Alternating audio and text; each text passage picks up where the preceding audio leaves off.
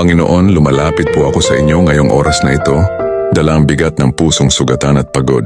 Kayo po ang nakakakita ng mga luha na hindi nakikita ng iba at nakakaramdam ng sakit na hindi namin kayang sabihin. Lord, sa mga panahong hindi namin maintindihan ang mga nangyayari, turuan mo kaming magtiwala sa plano mo. Kapag masakit na, kapag parang hindi na namin kaya, yakapin mo po kami ng iyong kapayapaan.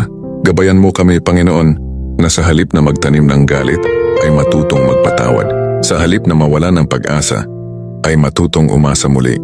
At sa halip na tumingin sa sakit ay tumingin sa pag-ibig mo. Tulungan mo kaming makita na may dahilan sa bawat luha at may bagong simula sa likod ng bawat pagtatapos. Bigyan mo kami ng lakas na bumangon at ng puso na marunong maghintay sa tamang panahon.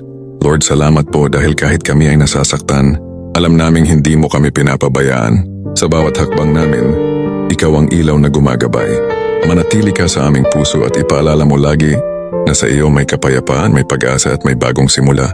Sa pangalan ni Jesus, Amen.